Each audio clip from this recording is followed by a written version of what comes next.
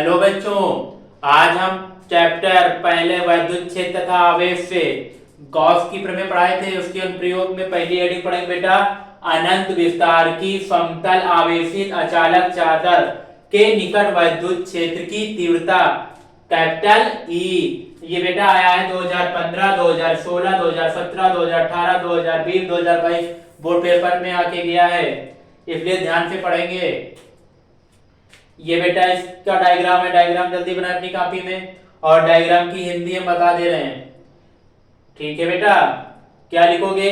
ये क्या है? एक अचालक चादर है। हेडिंग से क्या है बेटा? ये अनंत विस्तार की एक समतल आवेशित अचालक चादर। क्या लिखेंगे?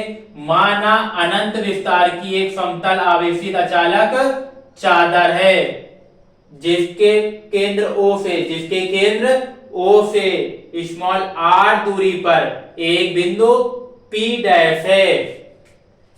ठीक इसी प्रकार दूसरी तरफ केंद्र O से स्मॉल r दूरी पर एक बिंदु P डैश है। P तथा P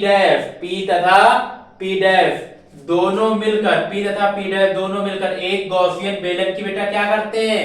रचना। बेलन जैसा दिख रहा है तो क्या लिखेंगे? P तथा P डैश दोनों मिलकर एक गॉसियन बेलन की रचना करते हैं जिनके पृष्ठों पर वैद्युत क्षेत्र की तीव्रता E, इधर भी दोनों बोल रहे हैं बेटा, जिनके पृष्ठों पर वैद्युत क्षेत्र की तीव्रता वेक्टर E तथा अल्पांश क्षेत्रफल वेक्टर dA प्राप्त होता है।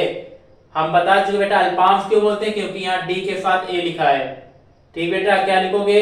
एक बार हिंदी बताते हैं, क्या लिखोगे? माना अनंत विस्तार की एक समतल आवेशित अचालक चादर है। माना अनंत विस्तार की समतल आवेशित अचालक चादर है जिसके मध्य बिंदु O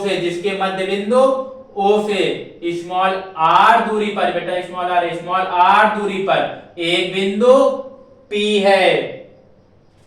ठीक इसी प्रकार दूसरी तरफ बिंदु O से स्मॉल r दूरी पर एक बिंदु P डैश है।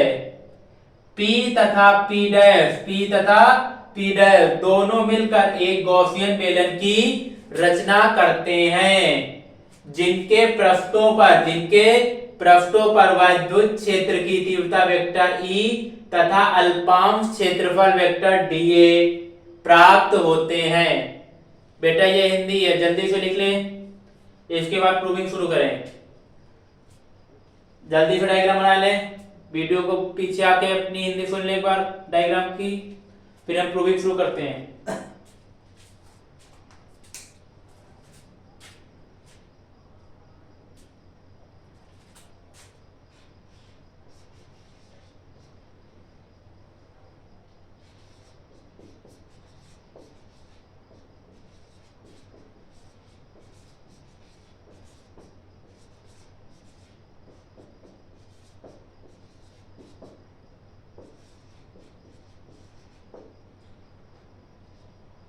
क्या लिखा बेटा हमने?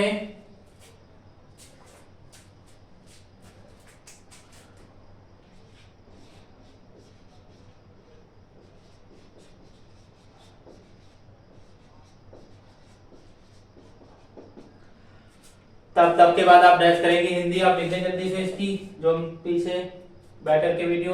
आप प्रूविंग देखिए बेटा, तब के बाद डैश लिखेंगे बेलन के दोनों पृष्ठों के कारण उत्पन्न वैद्युत फ्लक्स का फार्मूला आपने पढ़ा था, फाई E बराबर वेक्टर E dA। ठीक बेटा, फार्मूला क्या पढ़ा था? फाई बराबर vector E dot vector dA। आपको पढ़ा चुके बेटा वैद्युत फ्लक्स, वीडियो देख सकते हैं। तो फार्मूला क्या लिखा है? बेलन के दोनों पृष्ठों के लिए बेटा, बेलन ये वाला, इधर वाला पृष्ठ और इधर वाला, तो लिखेंगे फाई E बराबर vector E dot vector dA plus बेटा इधर वाला vector E dot vector D A. अब लिखेंगे बेटा संपूर्ण पृष्ठ के लिए, किसके लिए बेटा? संपूर्ण पृष्ठ के लिए। संपूर्ण पृष्ठ के लिए बेटा क्या हो जाएगा? हमने बताया था समाकलन लग जाएगा। क्या लग जाएगा? समाकलन। तो समाकलन vector E dot D F plus vector E dot D A. ये समाकलन हटेगा बेटा, cos थीटा आएगा। क्या आएगा बेटा? cos theta. वेक्टर हटा दो, क्या आएगा? cos theta. तो फाई ई बराबर E D A cos theta plus E D A cos theta. बेटा ये दोनों जो बराबर है एक दूसरे के समांतर है। कैसे बेटा? समांतर है। जब एक दूसरे के समांतर होते हैं थीटा बराबर बेटा 0 होता है। थीटा बराबर क्या होता है? 0। तो थीटा जाकर रखेंगे बेटा 0। क्या लिखेंगे? इधर देखते हैं। तो फाई ई बराबर vector E D A cos 0 plus बेटा यहाँ पे थीटा क्या आ जाएगा? यहाँ पर भी क्या आ जाएगा? E D A cos 0। बेटा cos 0 का मान कितना होता है? क्योंकि cos 0 बराबर होता है बेटा 1। cos 0 बराबर क्या होता है? 1। cos 0 की मान कितना होता है? 1। तो यहाँ पे क्या लिखेंगे? 1। फाई ई बराबर ई डी ए cos 0 जगह 1 लिखो, यहाँ लिखो ई डी ए। ई बेटा बाहर, इधर से ई बाहर, या फिर ई डी ए से बेटा डी के सापेक्ष ए का करेंगे। ई पहले ई बाहर, डी के सापेक्ष ए का करोगे तो ए बाहर। ई यहाँ से क्या आ जाएगा? ई ए बाहर, ई बाहर, डी के सापेक्ष ए का करोगे बेटा समाकलन तो क्या है? ई बाहर। ई ए कितने ई ए हो जाएंगे बेटा? 2 ई ए। कितने हो जाएंगे? एक ई ए, इधर ई ए तो क्या हो जाएगा? 2 ई ए। क्या हो जाएगा? 2 ई ए। ध्यान से देखेंगे, आपने पढ़ा था गॉस की प्रमेय। फाई ई बराबर क्या होता है बेटा? Q upon epsilon naught. Phi बराबर क्या होता है? Q upon epsilon naught. तो फाई की जगह बेटा क्या लिख सकते हैं? क्यू अपॉन एप्सिलॉन नॉट बराबर 2 ई ए। ठीक है बेटा, ई को यहाँ छोड़ दो, 2 ए कहाँ जाएगा? बटे में। 2 ए कहाँ आ जाएगा? अगर आप ई का फार्मूला बनाओगे तो 2 ए कहाँ जाएगा? बटे में। तो लिख लोगे Q upon 2 A epsilon not बराबर ई के। क्यू अपॉन 2 ए आ गया बेटा बटे में, और एप्सिलॉन नॉट। इधर से देखिए बेटा, ई बराबर, ई को आगे कर दो, इसको पीछे, ई बराबर क्यू अपॉन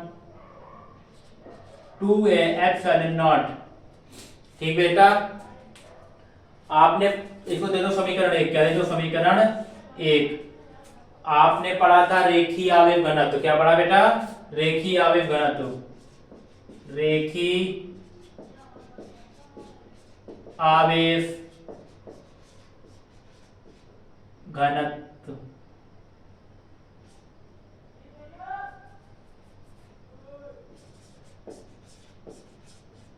रेखीय आवेश घनत्व से रेखीय आवेश घनत्व बेटा क्या होता है? फार्मूला सिग्मा बराबर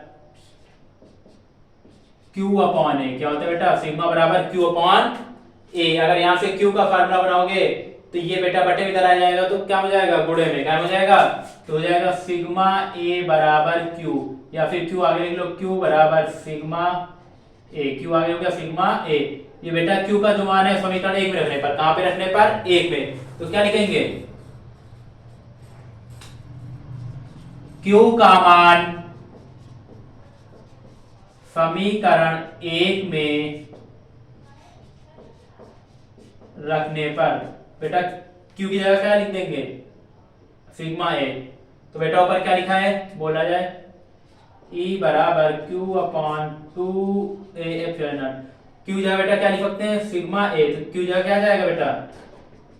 sigma A upon 2 A epsilon naught. A से ए कैंसिल, ए से बेटा कैंसिल, तो क्या आएगा? E बराबर ए से cancel, sigma upon 2 epsilon not. बेटा बस आपको एक प्रूफ करना था इसमें, जल्दी से पूरी प्रूविंग नोट कर लें।